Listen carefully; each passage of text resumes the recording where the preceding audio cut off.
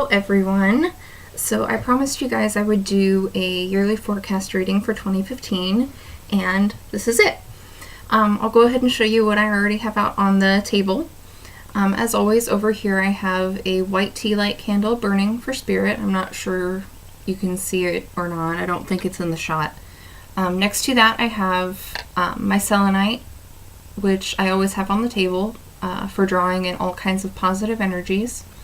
Next to that, I have my black tourmaline to deflect negativity, a rather large chunk of pyrite for good luck and good fortune, obsidian for general protection, but also to bring you guys a sense of foresight, lapis lazuli for truth or getting to the heart of the matter, turquoise to represent the divine, howlite for wisdom or the proper application of knowledge, fluorite to balance energies, garnet for grounding, amethyst for psychism and clairvoyance, rose quartz for love and self-love, spirit quartz back here for a spiritual journey. I hope that this year is full of all kinds of positive spiritual experiences for you guys.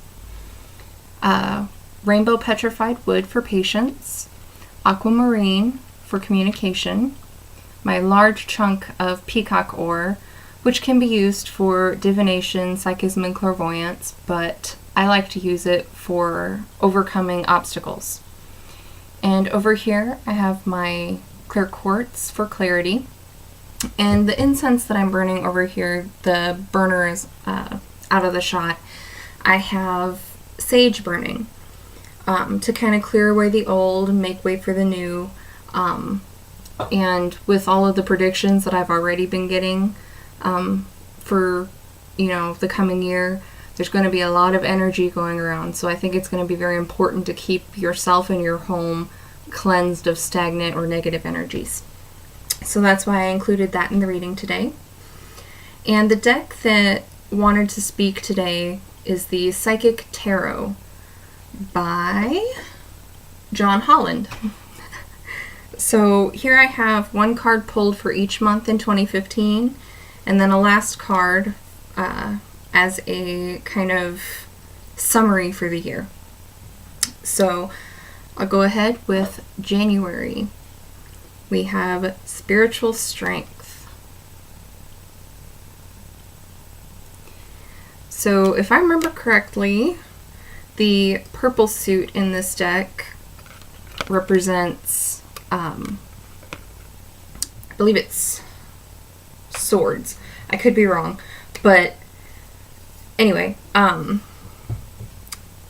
what we're going to be seeing in January is you are going to have the need to, practice what it is that your psychic intuition feels the need to do, whether it's reading or writing, taking messages from spirits passing by, just going out amongst nature and talking to trees, to crystals, to, plants and animals, whatever it is that your spirit feels that it needs to do. In January, it's kind of gonna be the time to do that.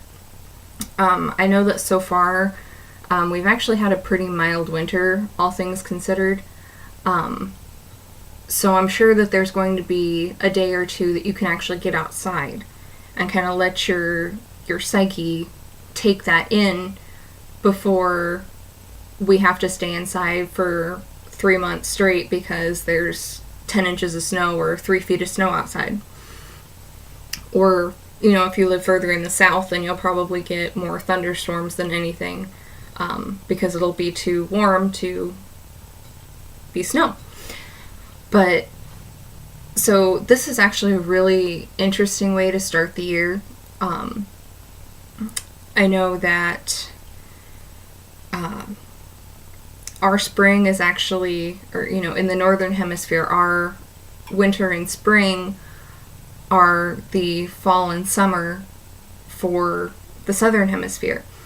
So when we feel the springtime energy, that kind of coming to life. What they're feeling down in the southern hemisphere is the thinning of the veil that we feel closer to Halloween time, or Samhain.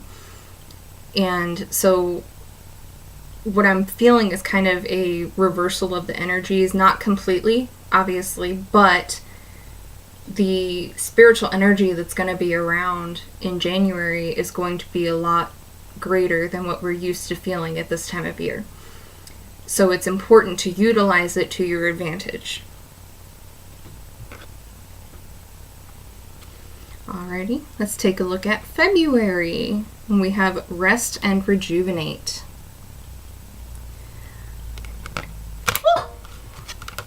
Whoops. Alright, so following January and all of that, spirit work that we've been getting into, February is going to be a time to sit back and just relax, nourish your body, nourish your spirit. Don't go out and try to do too much too fast. In traditional tarot, I believe this would be the Four of Swords, which is all about taking time out for yourself. Take a hot bath, read a novel, do whatever it is you like to do for a time to kind of rejuvenate yourself, to bring to you renewed energy so that you can actually go about doing what you have to do for the rest of the year. And I'm actually kind of surprised that this showed up for 1 month, because it's actually really important to take periods throughout the year where you do this. Even if it's for 2 hours on a weekend every month, find some way that relaxes you and kind of gives you a whole new energy to work from. But I'm thinking that the month of February is dedicated to this because of all the different energies that are going to be going around. So there's going to be a lot more to deal with than what we're used to having to deal with throughout the year. Okay, March, we have Material and Spiritual Prosperity. Very interesting. So for the last month or so, what I've been getting is a lot of having to do some prep work, not only in terms of preparing for the weather, but also in terms of preparing your goals for the next year. Breaking each big goal into smaller goals that you can kind of take baby steps until you get to the end of it. And so I think in March, what we'll be seeing is kind of reaping what we have sown from that. I am Wiccan, so my new year is actually Samhain, when the wheel completes a turn for me. But where was I going with this? Oh, yes. So for me, Samhain is the new year. So from there to March, we have about 5, almost 6 months. And so that's half of a year. So whatever goals you set at that time, you'll start seeing them come into fruition in March. You'll start seeing them come into fruition after that 5 or 6 month period, after you have, broken everything down into these little steps, been taking these little steps, been working consistently towards an end goal, and it's going to pay off. All of it is going to pay off. It may not be as big and grand as you expected. You may not be able to get that $20,000 car or to get the new $500,000 house that you want, but it'll be things will get paid for that have to be paid for. If you have a small repair on your car, that's going to get taken care of. You're not going to go hungry this month. Little things like that kind of spur you along to get to the big goals that you set.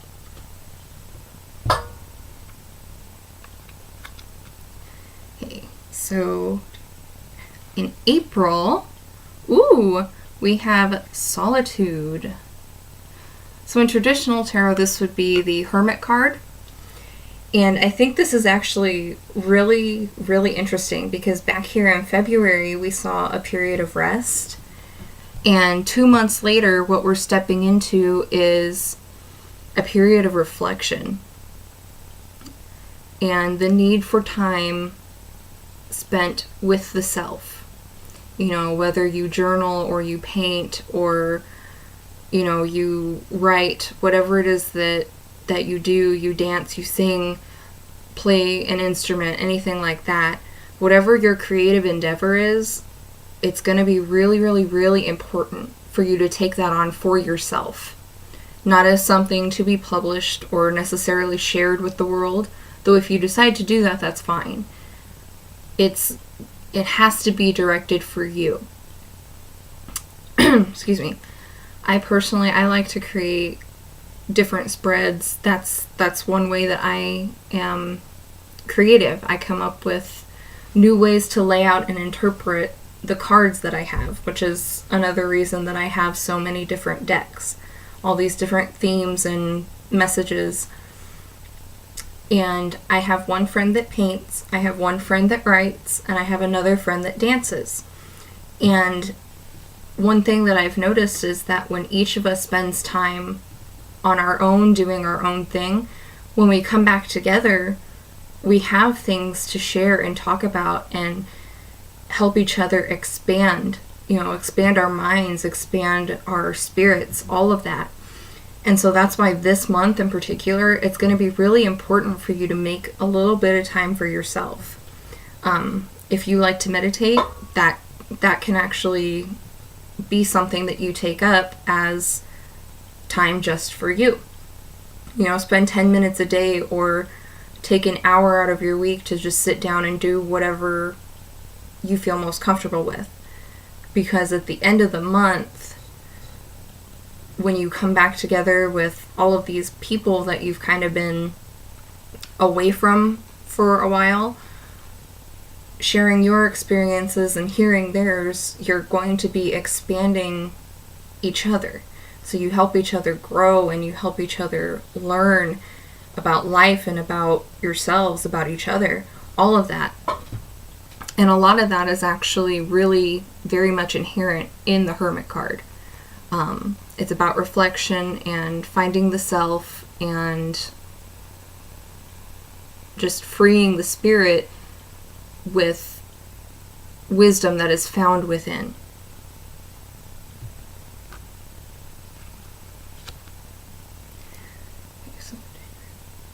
So in May, we have the Waiting Game. This card in particular I think is really very beautiful. So now that we've gone through a period of rest and a period of solitude, we are at the place where we basically hurry up just to wait, you know. And I think that, excuse me, I think that in this month in particular, we're really going to be feeling a lot of that hurry up and wait energy. And so this month is going to be a trial in patience. But the fact that this is a number 2 card indicates the need for balance. So when you cannot rush a project at work, or you cannot just run out and pay a bill the minute it is delivered to your doorstep, you know, it's having to figure out your game plan on site and balance it with patience, because, you know, May will be coming out of winter and entering into spring, and if you stop and look around you, the trees and the flowers, they do not rush their growth. They wait until the moment is exactly right to come up out of the ground, or to sprout leaves, or to, you know, to seed and germinate. You know, take a look at nature and see how it deals with the waiting game, the hurry up just to wait game. It's all about patience and really knowing what your energies are like at that time, in this moment. What are your limits and what are your strengths in this moment? What can you do to prepare for when the time comes to take that step?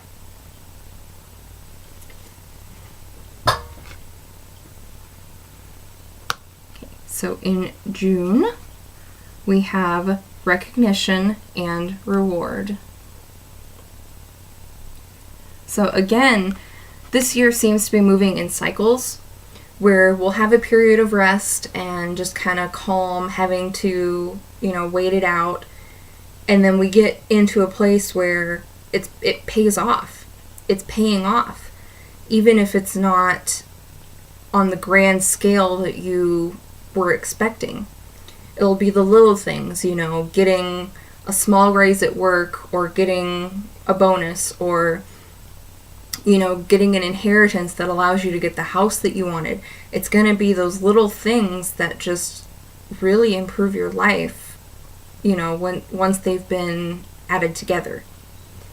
And so this month will probably be the time that you'll see will come up to take the step that we were seeing over here. I'm not sure if that even made sense. I don't think I worded it right. This month, I think what we'll see is that time comes from the waiting game. The time that we were waiting to take that step is going to appear. There we go. That's how I was trying to say it.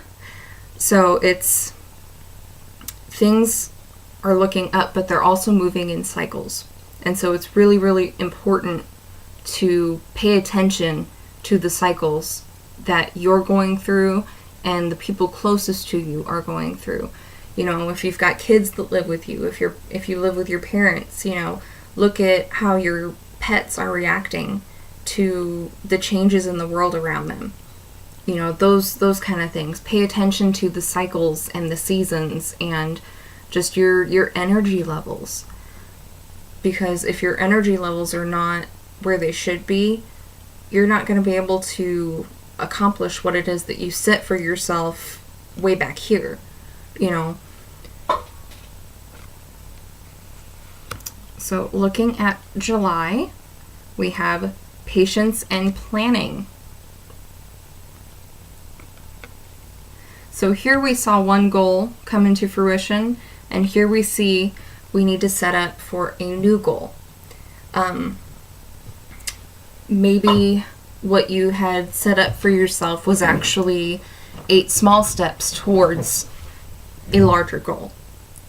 And here you got to the end of step 4, so you're halfway there.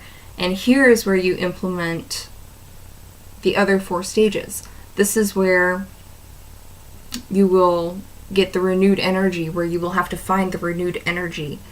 And again, patience is required and advanced planning is required. And once you get here, if you do still have a few steps, once you're here, you can replan what it is you were doing. You can look and see, okay, this is what I have left to do, and this is how I can do it. These are the steps that I can take right now, and this is the step I can take later, next month or the month before that.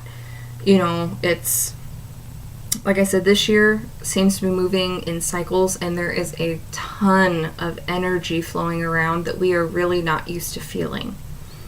Not only from the weather, but because there are so many people worldwide that are waking up to their own inner spirit. They're becoming conscious of who they are, what they want to do, what they need to do. And they're becoming more conscious of what they want their children and grandchildren to see when they come into the world. And so we just have this broad, expansive energy that's running free, basically, because, we're all so focused on day-to-day things, getting the bills paid, having a job, making sure the kids get off to school okay, taking care of mom and dad, those kind of things. And I think that this year is actually going to be difficult in the sense that all of that energy's around, but I think this year is going to be, really good because we are getting so ahead of where we were just a couple years ago. I know that 2014, we did feel a growth in universal energy, and in 2015, it's just going to be, there's going to be so much more happening. And I think that it's because 2015 is an 8-year. So it is the second stage of manifestation. And, it's just one step closer to completing whatever goals that we have, whether they're big or small. And so, just being able to sit down and plan it out and say, okay, this is the plan. If it doesn't work out this way, okay, but this is my plan. This is where I intend to be at this time. This is where I intend to be at this time. And this is my end goal. If it happens more quickly than that, awesome. Good for you. That's really cool.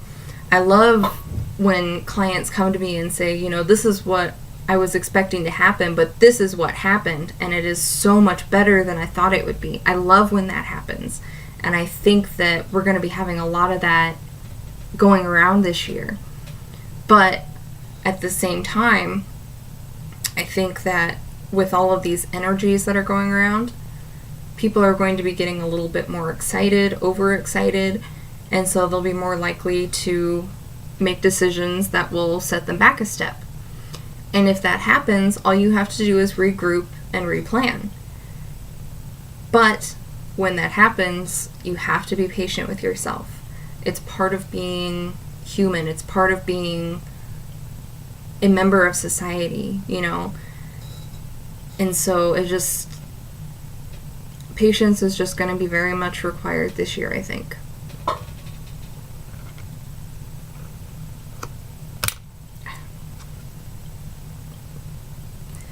So let's take a look at August. And we have suffering in silence. This is another 9 card. And so I really think that 9 is going to be a big number this year. 9 is a holy number. It's the power of 3 times 3. But suffering in silence this month, it kind of contradicts everything else that we've seen. So I think this month is actually kind of more of a warning than what's actually going to happen. If something terrible happens, like you lose your house or you lose your car, if something like that does happen, you don't have to suffer in silence.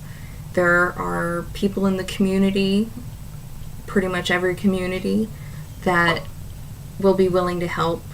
If you have family, they are typically more than willing to help. Friends, coworkers. I have a wonderful boss that is very, very accommodating to her employees because every single one of us have lives outside of work. And when something happens, we have to help each other out in order to make the place function as it should. And it's kind of the same thing when you're dealing with real world situations. If something happens, you have to help each other out to make sure that the engine keeps running smoothly, basically. But this month, like I said, I think that this card is more of a warning than anything. If something bad happens, don't suffer it in silence. Ask for the help, even if it's just somebody to talk to. Somebody that can't help you financially or physically. Even if it's just someone to talk to, seek the help. Or if somebody comes to you and says, this is what happened to me, I just need to talk, just lend them an ear. They don't, they probably won't be looking for advice or for a handout. They just need an ear to listen. So in September, we have transformation. Lucky number 13. So this is very interesting to me because September is the 9th month in the year, and this card in traditional tarot is the Death card, and it is all about transformation. It's all about getting rid of what was in order to make something better, in order to grow something better or become something better. And looking at this card after suffering in silence, getting that warning not to suffer in silence, this is huge. This time of year, the veil is thinning. For the northern hemisphere, the veil is thinning, and there's going to be excess spirit energy from the spirit world. There's human spirit energy from living bodies, from, people that you meet on the street or people that you work with, and then there's spirit energy. And spirit energy is about 100 times more chaotic than human spirit energy. So what I'm getting from this particular card in this month is to utilize that energy. What you've already been using, the energy that will come out in this month will amplify to the nth degree what it is that you've been harnessing and what it is that you've been using and planning for. And so I think in September, whatever it is that you've been trying to handle or trying to figure out, what's going to happen is you're going to end up with having to look for a new perspective on it, find a different angle to come at it from. And when you do that, it's going to transform the end goal or the core of what it is that you're working with into something more vast yet more controllable for you to work with.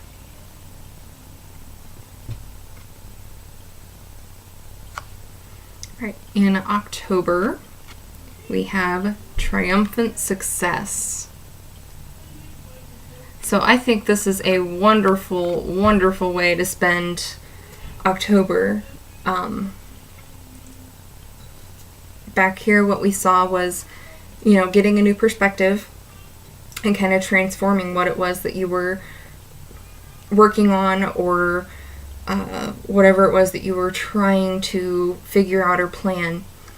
And in October, you're going to reap the benefits of that transformation, of changing the energy and the thought process, getting all of that together and in better control for you. You're going to be reaping the benefits in October. Things are going to get paid for. Your belly's going to be full. You're going to have clothes on your back, for your kids, and you'll probably have a little bit of money left over to put back into the economy, which will also come back to help you. So I think that so far this year, we're moving in cycles, but in a very positive direction. So for November, we have financial and material changes. So in the Northern Hemisphere, we all know that November comes right before the month of Christmas. So a lot of people start their Christmas or Yule shopping in November. I know that's when I did all mine this year, and I really wish I had started it earlier. But in November is the time to kind of step back, take a look at your finances, see what it is you can still pay for and what it is that you really don't need to pay for. I myself, I do not have cable because it is not something I need to pay for. My father pays for Netflix and I pay for Hulu, and then I have a friend who lets me use her Amazon Prime account. So And this is the time that you'll sit down and figure out what it is that you need to have, that you have to pay for, and what you don't need to have, that you shouldn't be paying for. I know that there are actually several different things that can come up, like a gym membership or a membership online that you really don't need because you don't spend a whole lot of money on there, that kind of thing. It's just the excess expenditures that you probably don't need in your life right now. And the thing about, all of those different accounts is that you can always go back to them when you decide that you want them to be part of your life again. So in November, we're going to be seeing a lot of, okay, well, this is what I need, and this is what I don't need. And this is what I'm trying to plan for. How much money am I going to need for it? That kind of thing. And finally, in December, we have awareness. This is a beautiful, beautiful way to finish out the year. In traditional tarot, it is the Magician. And the message on this card is that you have everything that you need within you already to complete whatever goal you set for yourself. And the key to understanding the power of this particular card is awareness. It's self-awareness, it's environmental awareness, it's social awareness, it's understanding how people and money and institutions, how all of that works together around you. And so starting this in December, I think that going into the 2016 year, there's going to be even more energy. And then in 2017, there's going to be even more and even more, until we get to the 12 year. And that's when we'll start the cycle all over again.